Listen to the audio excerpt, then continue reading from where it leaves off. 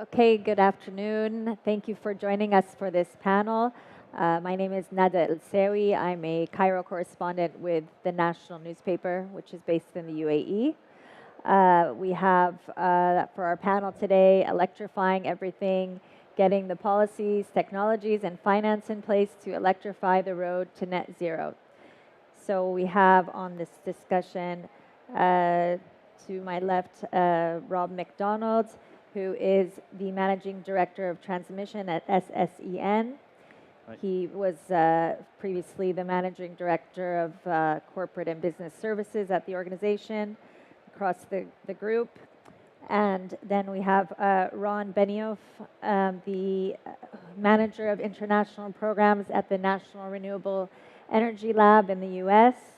The center brings together personnel from 10 Department of Energy laboratories to implement the US government's Net Zero World Initiative, which assists countries in transitioning to decarbonize energy systems. And then finally, we have Dr. Afif El-Yafai, CEO of Transco, a subsidiary of TAQA, the Abu Dhabi National Energy Company. He's responsible for the development, operation, and maintenance of power and water transmissions in Abu Dhabi and beyond, and has served on several boards in the energy industry. So the topic we're tackling today is the need to develop infrastructure on that journey to net zero, which requires a lot of investment. According to IRENA, $32 trillion in total is required between now and 2050 on just electrification infrastructure alone. That's around a quarter of all energy transition investments. So that's quite a big chunk of it. So I'm going to start with Dr. Afif. With the focus here on at COP27 on countries' net zero targets, how do you see the role of infrastructure and why is it so important?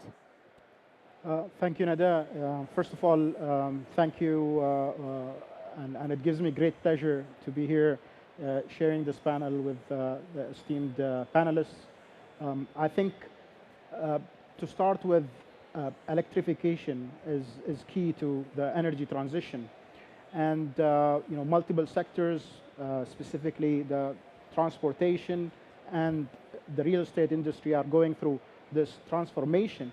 But what it means is the power sector for the past few years and for the next few years are really going to be busy trying to facilitate this transition and ensuring that we are adapting to the change, whether it is on the patterns, on the behavior, or on the grid itself. Historically, as the colleagues over here would agree, that the fundamental focus was mainly on reliability, on the resiliency, so ensuring the same levels of grid stability and the quality of the supply to our customers is going to be a challenge. But with challenge comes lots of opportunities, and that's with the gradual introduction of the new energy mixes into the system is giving us this opportunity to have this platform to discuss and build on the learnings of each other and how the transmission owners right there in the middle between the generation side and the distribution side. Maybe one point before I hand it over to you is that we've been talking about the entire the power, the wind, the renewable sources that are going to bring in, but an important element for that is for the grid owners that are there in the middle to ensure that it's a seamless integration into the existing systems that we've got in place. Okay. Mr. McDonald, would you like to add anything to that and maybe talk about what efforts the UK has made in that regard in infrastructure? Okay, thank you. And thank you similarly to Dr. Afif. Thank you for the opportunity to speak to you today.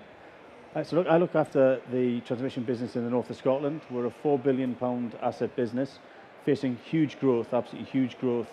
We've got to basically double our network by the middle of the decade and treble it by 2030. That would see us grow from the £4 billion today to north of £12 billion by 2030, which feels like an awful long time away, but it's actually, of course, just a little over 7 years away, as I like to remind one or two folk.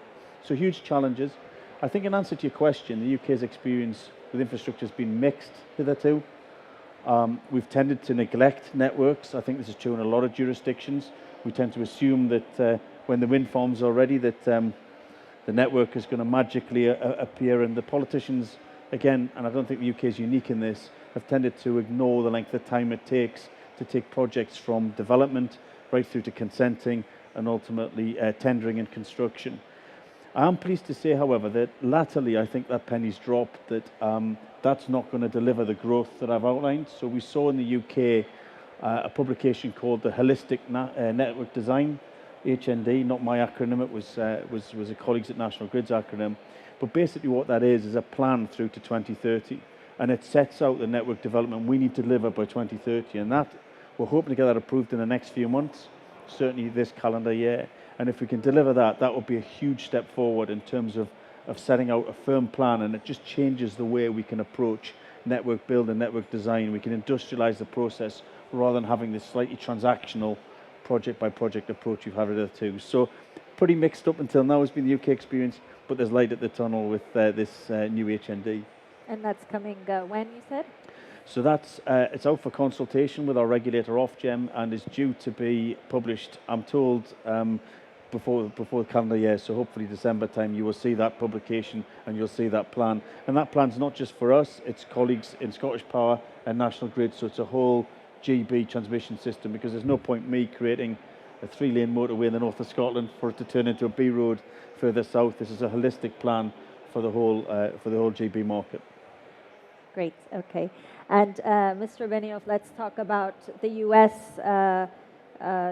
environment. So the inflation, if you could talk a little bit about the Inflation Reduction Act, which is seen as a groundbreaking piece of energy transition legislation, and what that will mean for building renewable power in the U.S.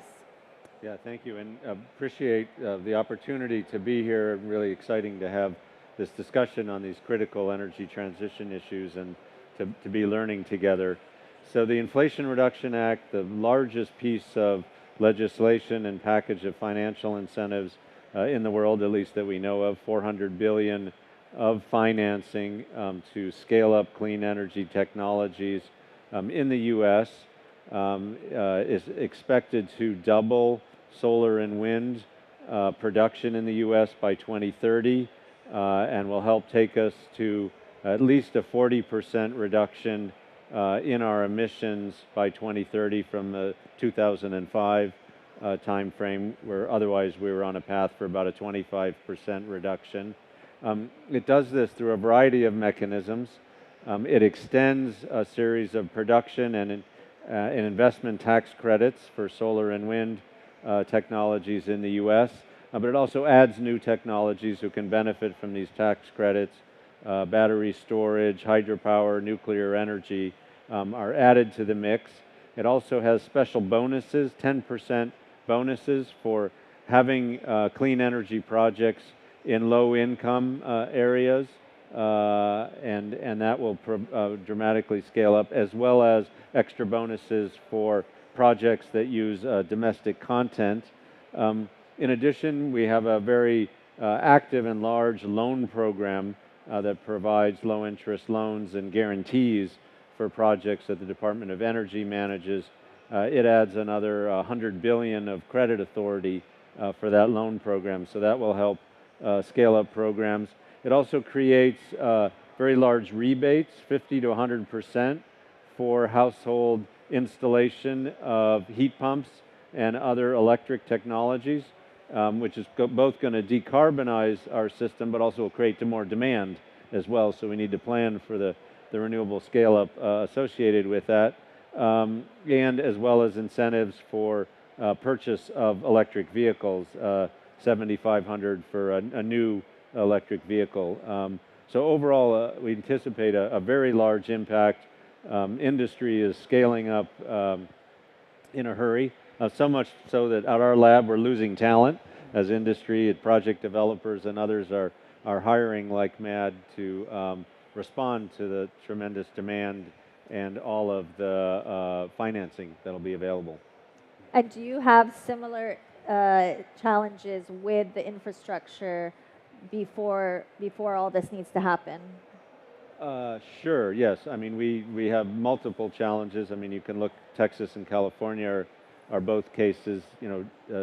The Texas grid, which is sort of separate from the other main grids in the U.S., is very vulnerable to extreme weather. And so in the recent freeze, they had a lot of challenges on the grid there. And similarly, California had a lot of challenges. They had much higher demand than they've ever had before. Luckily, they were able to use a voluntary program to have people cut back on demand and avoided blackouts, but they came very close.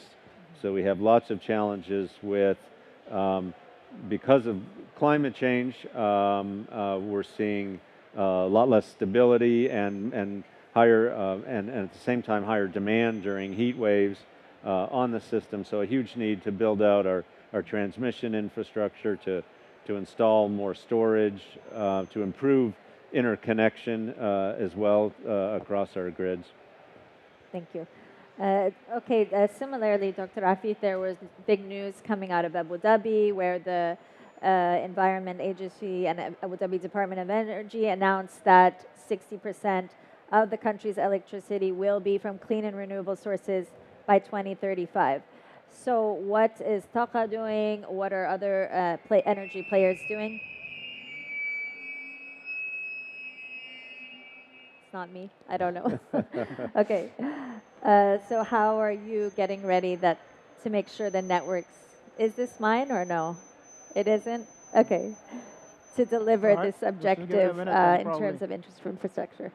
No, yes, exciting news. Again, it was the announcement that was made in the beginning of this week here at COP on the very ambitious targets announced by the Department of Energy, which is the regulator in Abu Dhabi, and also with the Environmental Agency.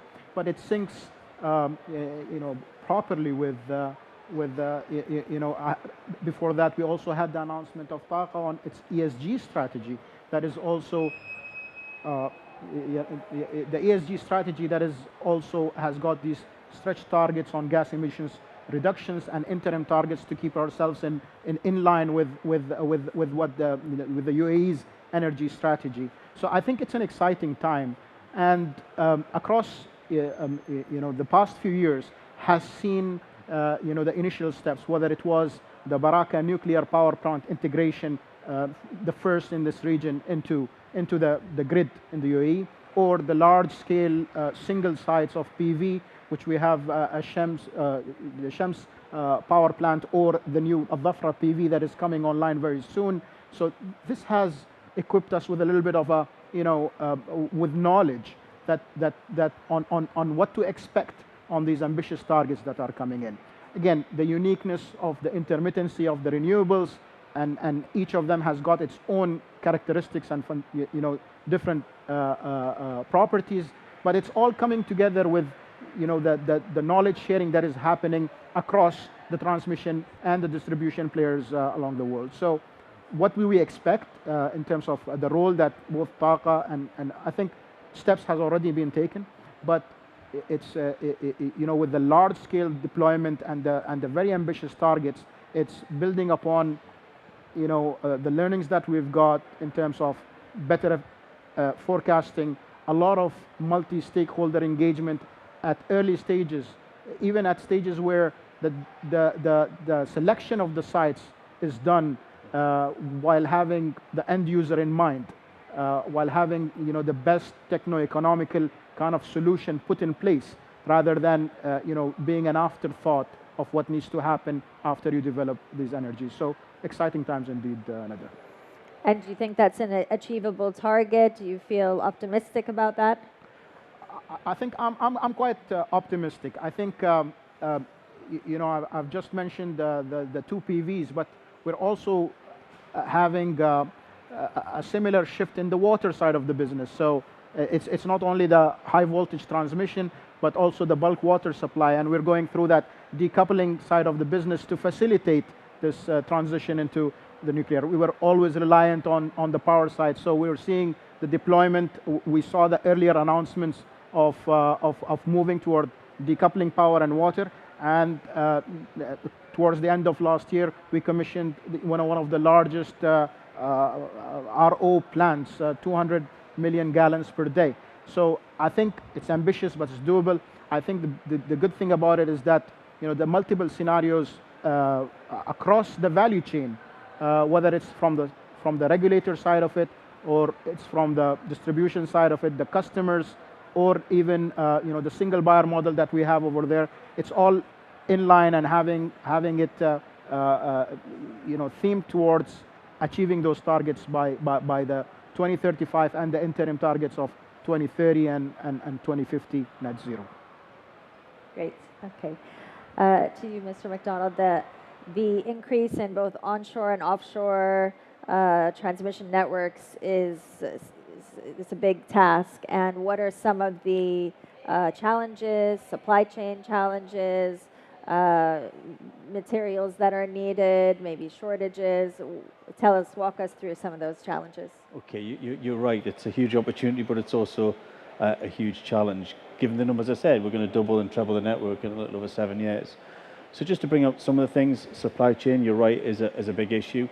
The supply chain to do what we're looking to do doesn't exist currently. It might do if it was just us, but everybody else is looking to do the same in the same timescales and actually putting pressure on us to do more. So that's a key point. Our own organisation, my own organisation, is not geared up to be spending $1.5 billion, $2 billion a year sterling on capital expenditure. We're spending about 600 million a year currently, so we have to gear up our own skills and our own organisation. I think Dr. Afif makes a really, really good point about communities and stakeholders. We talk a lot about the supply chain, but we're also asking a lot of the communities. We're building an awful lot of infrastructure in the communities, and we need to be mindful and respectful of that and make sure that we consult them properly. So these are all the challenges. What I would say, perhaps more optimistically, is this plan that we're working towards in the UK, the holistic network design, really, to my mind, unlocks a lot of these challenges, because you can have very different conversations with the supply chain if you know what work you're doing over the next 7 years, compared to if you don't know from week to week what you're doing, which is where we've been hitherto.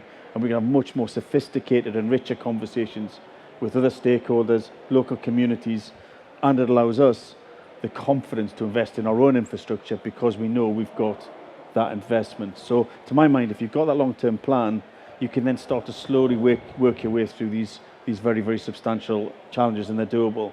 If we try and do these things piecemeal like we've done hitherto, that feels much more tricky to me. Okay. Let's talk about interconnection between countries, Mr. Benioff. So that will be something for the future, and it's happening already. What do you think about having more interconnections between countries, trading electricity, sharing that? What are the pros and cons? I mean, I think it's absolutely essential if we're to succeed in scaling up renewable energy and delivering low-cost, reliable services. I mean, as you scale up variable renewables, solar and wind, first, they're not available. You don't have a great resource in every country and every region. Secondly, you want to have a large balancing area so that if the wind is blowing somewhere else and not where you are, you have an opportunity to import electricity from that region. So more interconnections, you can smooth out the variability and take advantage of one region that has an excellent resource. There's a lot of work to do, clearly, on all the interconnection standards and upgrades needed, and on governance and market rules. But it's a pretty, reasonably well-established field.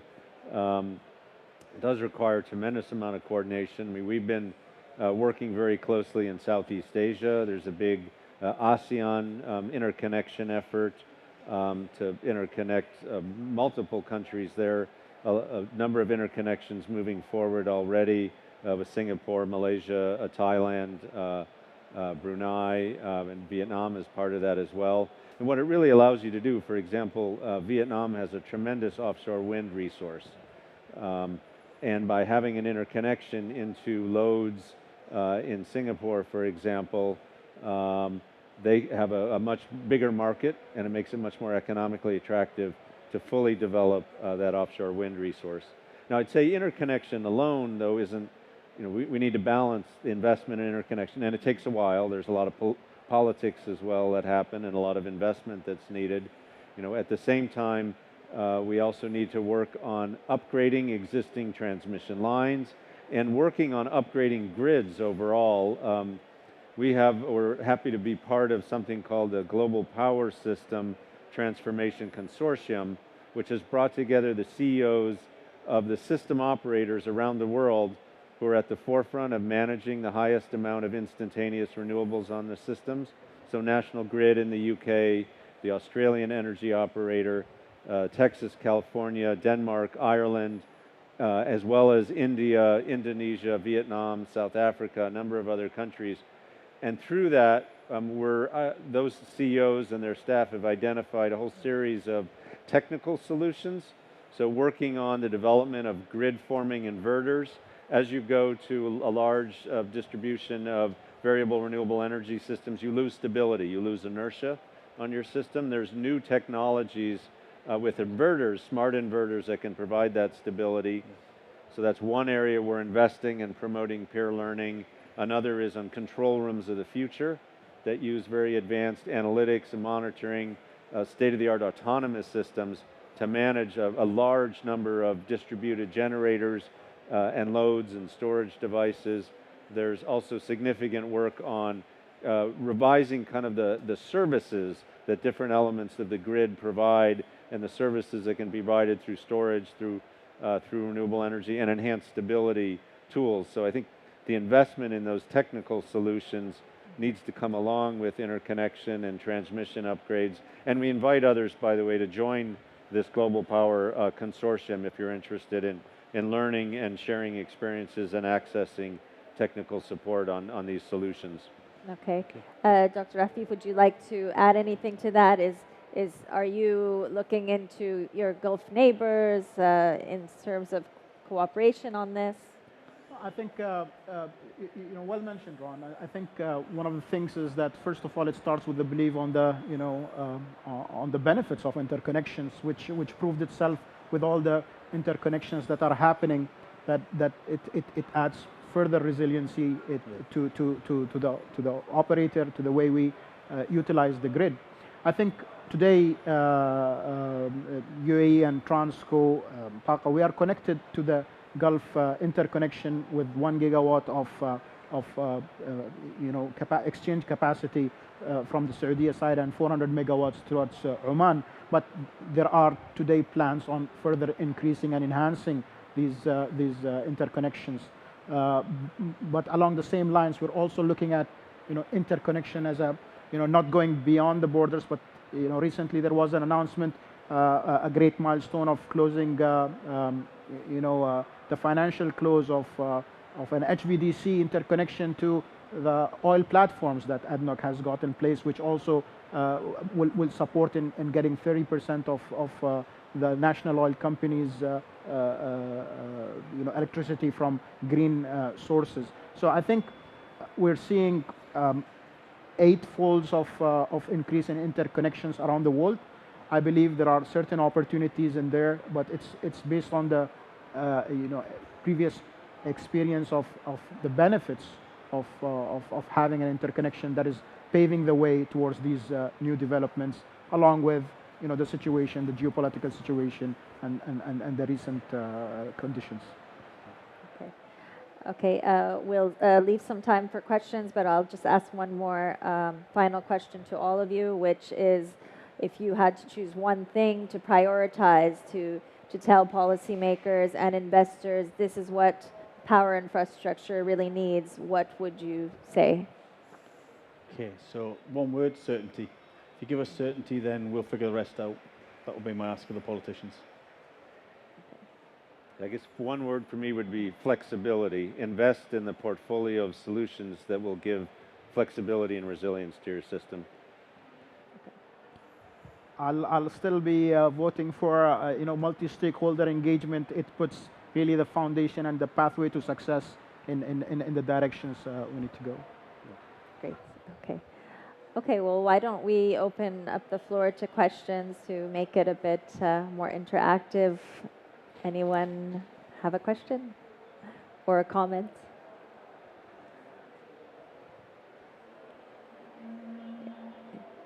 If not, they're going to keep speaking. We'll just keep going. Okay.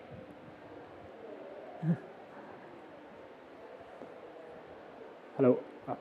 Thank you very much for the great discussion.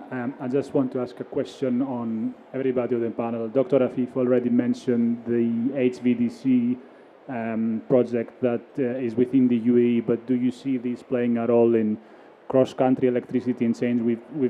I think there is an announced project between Australia and Singapore, if I'm not mistaken, and then another one on the works between Morocco and the UK. Would we like to hear your views on if this offers potential for long-distance cross-country exchange of electricity and green electricity, most likely. Can you also say your name and yes, company? Apologies, Stefanos Mourlatos from TAQA. Okay. I can give a. Want to go first? Who would like to answer? I'll have a go. Ken, as colleagues have said, I think interconnection is an important part of the mix. The wind's blowing somewhere, the sun's shining somewhere. So if you've got that variability, then that works.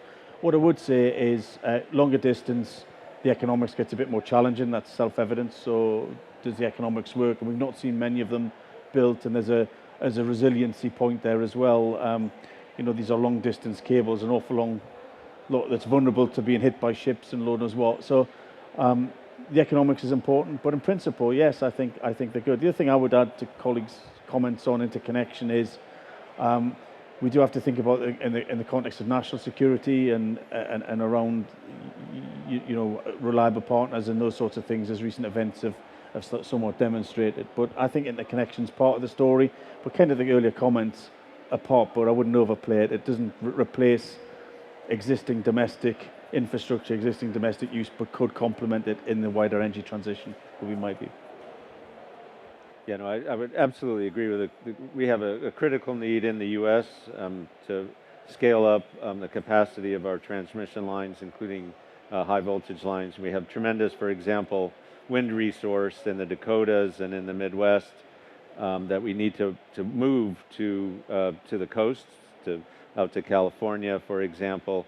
And to be able to do that, we dramatically need to scale up transmission capacity. So it's essential, and we're also expanding capacity and trading with Canada and similar opportunities with Mexico. Okay. Anything to add? No, I think we've, as I mentioned, looking at the interconnections. We're seeing, similar to the two developments that, whether it's Australia to Singapore or Morocco to UK, but there are also others, whether it's in Europe or other jurisdictions that are, in very advanced development stages, and basically the situation worldwide kind of accelerated the requirements for these interconnections. According to recent, discussions with colleagues, it's seen an 8-9% or 8-9-fold of increase over the course of this year itself. So definitely we need to be watching the space for what's how it's progressing in the near future. Yes. How long does it take when we say that you have to prepare with the infrastructure before the transition? What are we talking in terms of months and years for each project or for each section of your country, or if you can give us an idea? So for us, for a major new transmission line or a major upgrade, from it being a twinkle in the planner's eye to the minister unveiling the plaque, industry norms has been about 8 years, believe it or not. And more than half of that is in the consenting and all the various studies, your environmental studies. So you have your 4 or 5 years before you've put a shovel in the ground doing it. Well, one of the things that we're looking at is a good question, because one of the things that our government has challenged us on is how can we knock 2 years off that or even half that time scale. So we're looking at a number of things, including how we can increasingly run these projects in parallel rather than in sequence. Kind of there's an analogy with the vaccine development and things. But also looking at new technology, using artificial intelligence to do the route selection and route design, those sorts of things. and also sharpening up the consenting process, but without impacting on or overruling local democracy. But there's a lot of things we can do just to sharpen that up, even just administrative timetables and holding people just to tighter timescales than we've got. And if each of those stages you shave off, a month or two here and a month or two there, I'm optimistic you can knock at least a couple of years off those timescales, and we're looking at whether we can do more. Is that the same for both of you? Would you say shorter, longer? I can't comment on that, the actual data of time periods in the U.S. I'm not involved in that part of the work, but I will say that there are a lot of efforts in the U.S. For example, Texas has been a leader here in creating what we call competitive renewable energy zones that deal with this chicken and egg issue of, renewable energy developers won't go in until the transmission is approved and permitted, and the transmission developers won't go in until they know there's adequate demand. So basically, pre-qualifying sites where we see there's high potential for renewable energy development for transmission line development, that then will allow the two, as you said, to kind of occur in parallel, being very careful, as we've all said, to maintain a very inclusive stakeholder process, so to expedite the system, but invest very early in stakeholder consultation so the local communities will support the new transmission infrastructure, and to pay attention to equity issues to make sure that we're not just citing new infrastructure in disadvantaged communities. Okay. And Dr. Afif, does it differ being a new country where you don't have to upgrade the old infrastructure? Is there shorter time frame? No, it's a smaller jurisdiction, so the average from inception to finish is 4 to 5 years. But for complex, I was having a chat with Rob just for complex schemes similar to nuclear integration or a high deployment, it might end up around the same timelines of 8 years. I think you rightly mentioned on the consent or on the route approvals, it becomes a lot of coordination that requires in getting it, but it takes us a year or two before we have anything that goes in ground to start off these projects. But we're seeing that this timeline, given the urgency, is becoming more and more efficient, but there is still, whether it is from a consenting side of it, from a regulator side of it, or even from the way we're carrying out the work today. You touched on the supply chain. The difficulties worldwide is also having an impact on the timelines of our ability to deliver these projects in a manner that it completely links with the requirements. So. Okay, thank you. Okay, any other questions from the audience or comments or discussion points? No. Okay. Anything else you'd like to add as closing remarks? Just, I said this at one of the panels I was on this morning. I just having a few of these. I'm really struck by the fact we've got a lot of common issues, actually very different jurisdictions, but we're all trying to figure out the same things basically. And if we could somehow continue the conversation beyond COP, I think that would be very welcome. Yeah, similar point for me that the physics of these systems is the same no matter where you are, right? So that the technical challenges are the same, and many of the market and stakeholder challenges are the same. So the more we can join forces, and please let us know how our laboratory, how this power consortium can be of value in this shared journey on the energy transition. Thank you. Nada, from my side, I'll start, probably mentioning in the opening remarks of the President of the UAE, His Highness Sheikh Mohammed. He mentioned, climate change is a very complex problem, and a challenging one, but it presents itself with opportunities for innovation, opportunities for problem finding and finding solutions. So I think we're on the verge of a turning point really in history, that all of these challenges will turn into opportunities, learnings, and building on these learnings will enable us to really transition and facilitate this energy transition. So very exciting time ahead of us, a challenging one, but a really exciting one for the future. Absolutely. Very good. Well, thank you very much. Thank you for joining us, and I hope you enjoyed the panel. Thank you. Thank you. Thanks, Nada.